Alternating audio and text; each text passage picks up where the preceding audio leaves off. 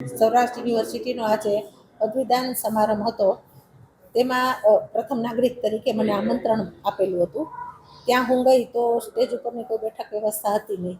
સ્વાભાવિકપણે રાજકોટના પ્રથમ નાગરિક હોય તો તેની બેઠક વ્યવસ્થા પણ સ્ટેજ ઉપર હોય છે. જ્યારે આ બેઠક વ્યવસ્થા ન હોવાથી હું ત્યાંથી કાર્યક્રમમાંથી નીકળી ગઈ હતી. એ પરીક્ષા રજિસ્ટ્રાર જે હતા તેની સીટ હતી. તેની સીટ ઉપર બેસવું યોગ્ય ન હોય, કેમ કે ત્યાં નામની તકતી મારેલી હતી. એટલે હું ત્યાં ન બેઠી અને બીજી કોઈ વ્યવસ્થા ત્યાં હતી નહીં.